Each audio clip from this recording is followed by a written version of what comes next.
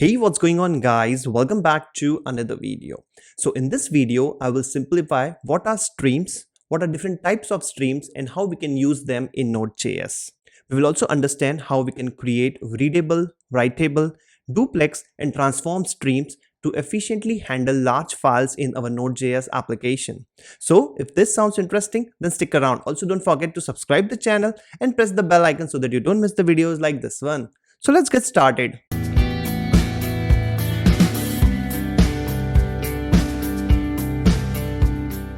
Alright guys, so now let's start with a very basic question. What are streams? So streams are abstract interfaces used to work with streaming data. Now these streaming data refers to the data that can be read or written incrementally, piece by piece, rather than all at once. Now this was a definition, but let's understand these streams with the help of some diagrams. So let's say that we are having a source, a yellow bucket which is filled with water. Now we want to transfer this water into this blue bucket, which is the destination. Now one obvious possibility is that we just take the yellow bucket and put all the water at once in the blue bucket. But this is not how it works whenever a request comes from client to the server. We cannot just take the server to the client and serve the data. So the next possible scenario is that the buckets are immovable. Now we cannot move the bucket from the source and just put it to the destination. So for such cases, what we will need is we will need a third movable bucket of the same size. And let's say this green bucket is a movable bucket, and we can also term it as a memory, which we have it in our server. So now what we can do is we can take out the water into the green bucket and then move the green bucket to the blue bucket and then pour all the water into the destination. Now let's assume that our source is now a bigger bucket. So maybe we can say it that our source is now a large file and we want to transfer that large file into our destination. Now in such cases, what we will have is either we have a bigger green bucket or we implement streams and transfer the water chunk by chunk. So that's where we cannot just keep on increasing our memory to handle all the source data into the destination. And that's where we actually implement the stream, which is just going to take the chunk by chunk water from the source and put it into destination. So this is how we implement it. You will see here that we have a source, we have a destination, and the data is moving from the source to destination using a buffer temporary memory. And these blue drops of the water, you can just term it as a small chunks of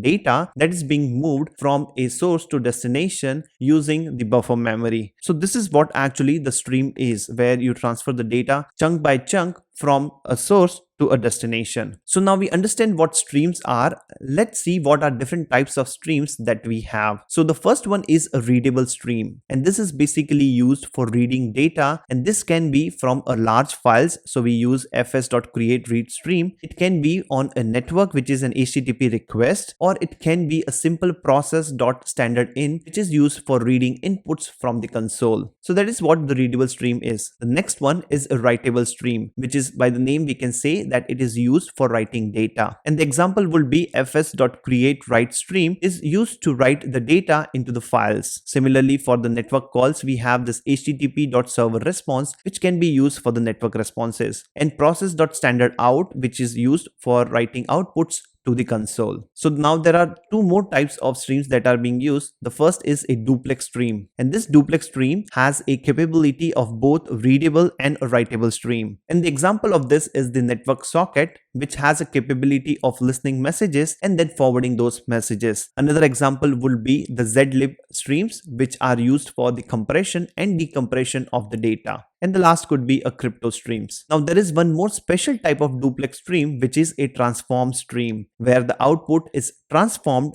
based on the input. And the example could be the zlib library, which is used for the compression decompression, and it can be a crypto, which is crypto.createCipher for encryption. And there could be some other types of transformation streams that we can create. Now since we know all the types of streams that are available in Node.js, it's really important to understand why we have to use streams into our code or into our application. So the first reason will be efficiency. So instead of loading the entire large file into the memory, streams allows us to process data chunk by chunk. And by processing data in chunks, streams minimizes the memory consumption, making it possible to handle large amount of data on system with limited resources. The next one is the scalability. Streams allows Node.js application to handle large data sets more efficiently, enabling the application to scale better and handle more users or data without requiring a proportional increase in resources. The third is the input-output handling. So streams are ideal for handling input-output operations such as reading from or writing to a file, network connection, or any other data sources. Since I/O operation can be slow, streams helps by non-blocking the rest of the application while the data is read or written. And the last one is the real-time data. So streams are ideal for scenarios where the data arrives over time, such as real-time data feeds, live streaming, or handling continuous user inputs. You can process data as it arrives, which is crucial for the applications that require real-time data binding. Now we have understood about the streams, what are different types, and why we use them. Let's go to the Visual Studio Code and let's start implementing them and see one of the example for each of the streams that are available. Alright guys, so I have a simple project here where you will see that I have a package.json file and it has nothing inside it. I have just created the package.json file using simple npm init-y and it has given me the package.json file. Now here I have created three text files. One is the input text, output text, and a transform output text. So in the input text, I simply have a large data, which is this lorem ipsum, a dummy data. So you can see here, it's a very large file. And for the output text, I have nothing inside it. For transform output, I have nothing inside it. All right. Now we have different files here. First one is the Readable.js, where we are going to see what is the read stream. Then we have the Writable.js, which is the write stream. Then we will see what is transform.js. And we will see how we can create a custom readable stream as well. So let's start with a simple Readable.js first, where I have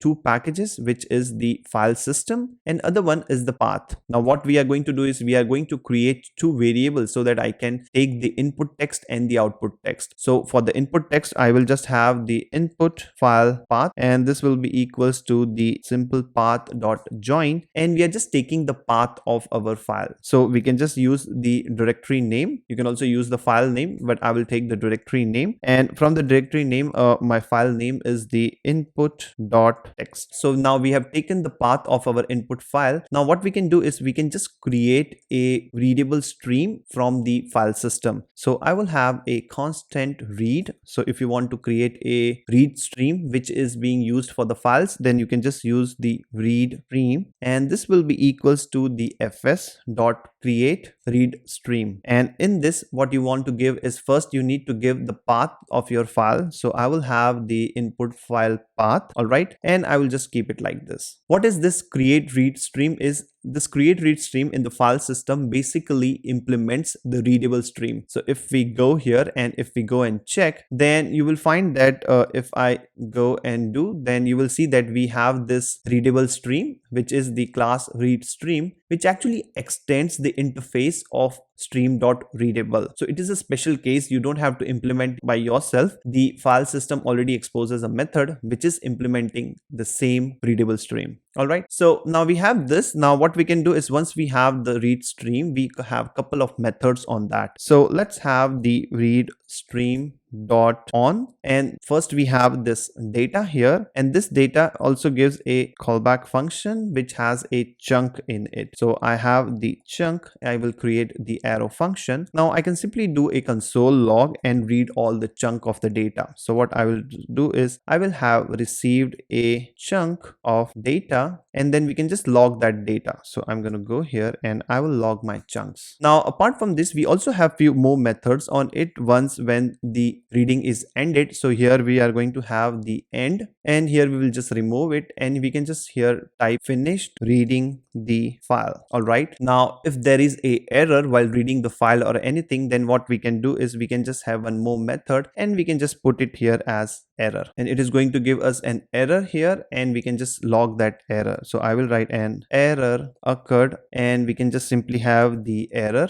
and this object will have a message property. So here we have done a simple steps. What we have done is we created a read stream using create read stream, and then we have a couple of methods on it to read the data. So what we can can do is we can just go and run this file. So I'm going to use the node and we are going to have the readable.js. And when I hit enter, you will see that my data is being read. All right. And you will see here that they receive a chunk of data and the data is being read in the form of a chunk. So it's not getting read as a whole, but it is getting read as a chunk. And once the reading is done, we see that finish reading the file. Here it is printed as a binary, which is by default. But if you want to make a change here and you want to print it in the form of a string, what we can do is we can just use the encoding. So here I'm going to go, I have a parameter to give here and I can give the encoding, and in the encoding you can just use the UTF-8. All right. And now in this case, if we try to run it again, I will just clear it. Then you will see that we have the complete data that is in our file. So this is the complete data that is available in our file. So that's how you can make use of the create read stream and implement the stream. Now the next question is how we can just make a custom readable stream using the stream readable interface. So I'm going to go here in the custom readable. All right. And here what we can do is I will have a constant. We have to first import the readable. So I'm going to use the require and we are going to have the readable,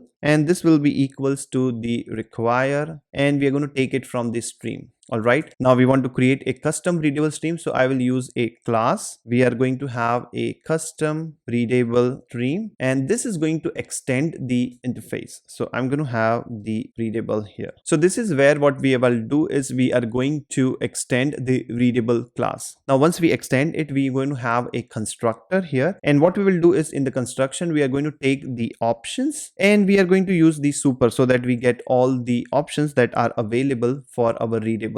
All right. Now we can actually go and check here. So if we go to the readable, then this also extends a readable base class and it has the options. So we want all the options like encoding, high watermark, object mode or signal. So we want all of those options. So that's why we are going to use a super and that is going to get all the options. Now once we have the options, we can also do that. We are going to create this custom readable stream which is going to just read the random numbers. Okay. So what I will do is, and we are going to read only max 10 random numbers. So I'm going to give a max number here and our max number will be 10, and we are also going to have the random generated number. So this is going to be generated numbers, which is going to be 0. All right. And this exposes a method which is a read method. So here you will see that we have this read method which we can just implement it. So in the read method, what we will do is we are going to have that if this generated number is greater than equals to this dot max number, then in that case what we are going to do is we are just going to push 0 or null maybe. So that will define that okay, we have already printed out the 10 random numbers and we want to just pause the reading. Else what we will do is we are going to have a random number. So let's have a random number and this random number will be equals to math. We are going to use a math class to get the random number. So let's have the math floor, and in this we are going to have the math dot random. All right, and we get the random number, let multiplied by 1000. All right, now once we have the random number, what we will do is we are create a constant buffer and we will just use a buffer here. So we have the buffer dot from. So right now you can just assume this buffer as a temporary memory, but maybe we are going to cover buffer in detail in our next video. So for now, you just understand that buffer is some kind of a memory where we are just storing our random number dot to string. All right. And then we are just going to use the encoding, which is the UTF-8. All right. Now, once we have stored this in the buffer, let's push that. So I'm going to push the buffer. All right. And then this will also have this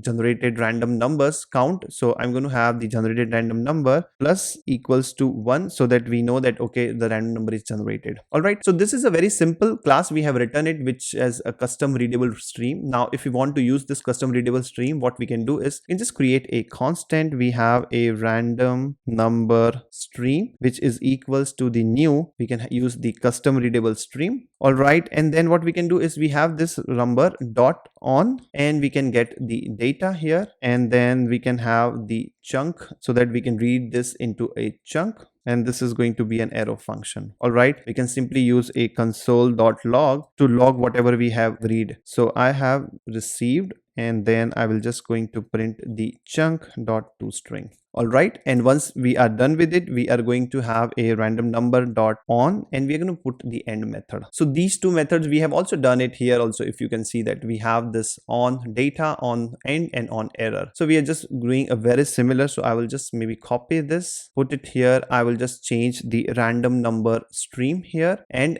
this end finish reading the numbers. All right, I will just remove this. Okay, so we have implemented this custom readable stream. Now if you want to run this, what we can do is we can go here. I will just clear the console, and I will just expand the console, and now we can just use the node custom readable. Oops, we get an error. So it says that we have some error on the line number 15. So let's go and check on line number 15. We have this. Okay, and this should be a function because it's a toString. All right, let's give a try again. So I'm going to clear the console, and let's give a try. So here you will see that we will receive at least 10 random numbers, and then we will just do finish reading the numbers. So we have these 10 numbers, and we have finished reading the numbers. All right, so this was a very simple implementation for the custom readable stream. Now let's look what is the writable stream. So I'm going to go to the writable stream, and in the writable stream I will also take the input, so which we can read it, and then we can just write it into our output.txt file. So I will go here, and I will just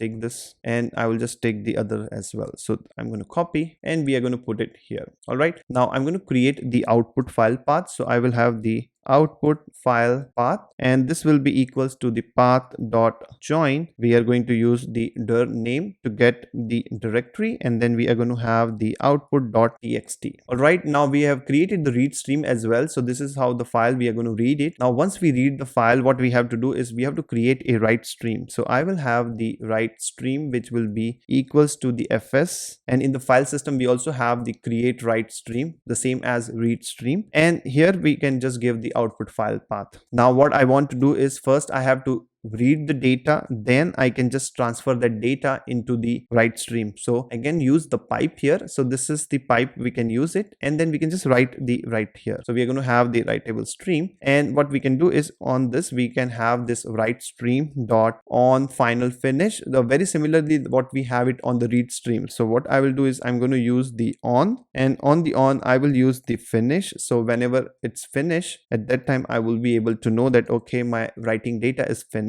So I will have the finish, and I will do a simple console.log, and in this log what I will do is data has been written. So once the complete data has been written, we are going to get this output that data has been written when it is finished. So we can just give a try and run this. So currently if we go and check, the output.txt is empty. All right, so I will go here, I will clear the console, and I'm going to use the node writable.js, and you will see that the data has been written, and all the data has been returned into the output.txt file. So that's how you can simply use the writable stream. When you want to write something, you can just use the writable stream. Now the third type of stream that we are going to cover is the transform stream. So if we go to the transform.js, what we are going to do is we are going to take the transform from the stream API. So we're going to have this transform, all right, which is equals to the require, and then we are going to have the stream. All right, now here also what we need is we need to read some data, we need to transform that data, and then we need to write that data. So what I will do is I will go here, and I will just copy these four stuff here, and I'm going to put the 4 lines here. So input will still be the input.txt, the transform will get changed. Now this will be transform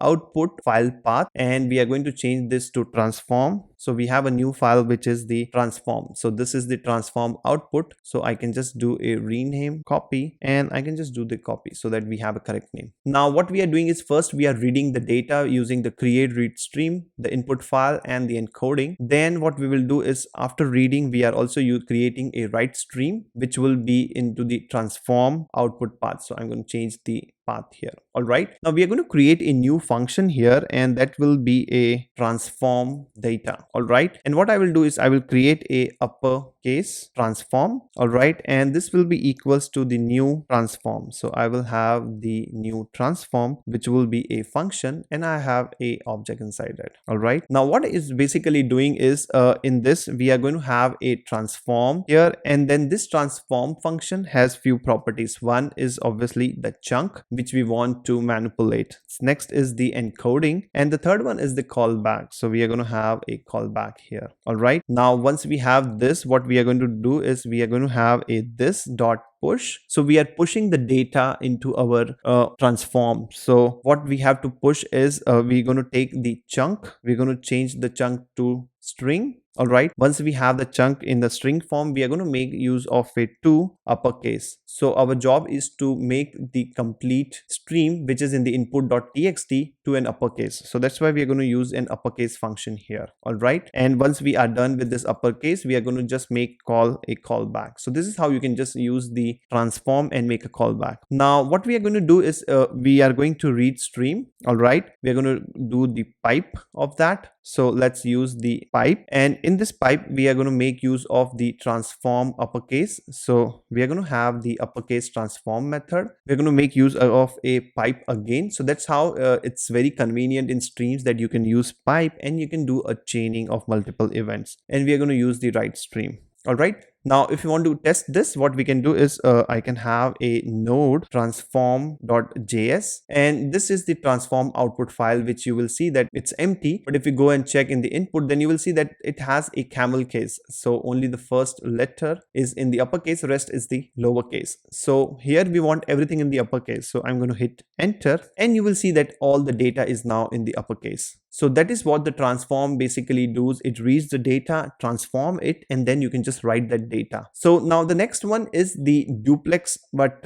duplex, I want to show you that transform is also one of the special case of duplex. And if you want to check, what we can do is if I go to the transform, then you see that the transform basically extends duplex, and in duplex you can basically do both readable and writable. And here you will see that duplex streams are streams that implements both readable and writable interfaces. Now if you want to give a try, what we can do is we can just create a file, and I will show you how we can just create the duplex. So I'm going to go here. I will have the custom duplex.js, and in this we can just simply create. So I will have a constant. We're going to take the duplex, and this will be equals to require stream. Now once you have the stream, what you can do is you can create a constant custom duplex which is extends. This should not be constant, this should be a class which extends duplex. All right, and we can have a constructor here. So this is our constructor which can take all the properties from the duplex. So I'm going to use a super, and you can just pass here whatever the properties you have it on the duplex. Maybe you can pass the options, but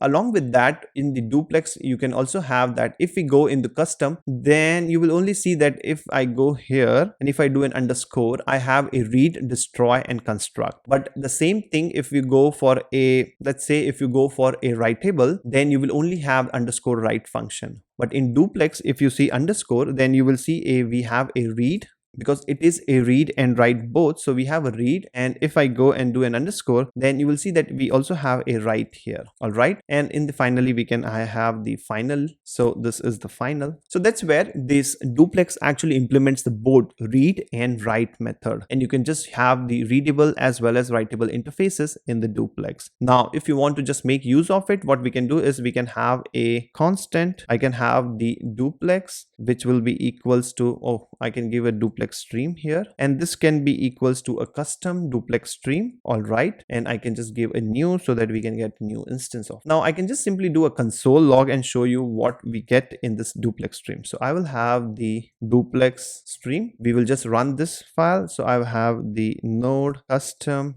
duplex.js. Oops, I get an error. So let's say console, okay, it should be console.log. We can just run it again, and here you will see that we have this custom duplex which is having a readable state, and along with that it also have a writable state. So that's where duplex are used for both. And one of the case of duplex is the zlib. So I have a constant. I'm going to use the zlib, and this zlib is equals to a require zlib. So now if we go to the zlib, and if I do a control F and transform, transform transform, and here you will see that this is actually having some interfaces, and those interfaces are extended from the stream.transform. So zlib is also a special case of a transform stream, but we already know that the transform is a special case of a duplex stream. So that's where when we say that what are the examples of using the duplex stream, we say that zlib is one of the example. So this was a very small video about the streams, which gives you some idea about the streams that are available in Node.js and what are the types of it, and we just did a small example of each of the streams. But there are more advanced examples of using streams, which is reading a stream or writing a stream over an HTTP network or maybe a TCP socket or a web sockets. So in the coming videos, we are going to see into more advanced examples of using streams and what are buffers. So that's all I have in this video. I hope you liked the video. A thumbs up is appreciated. You can also connect with me via Facebook or Instagram. You can follow me on Twitter for latest updates, and before you go, don't forget to subscribe the channel and press the bell icon so that you don't miss the videos like this one. Thank you. Thanks for watching.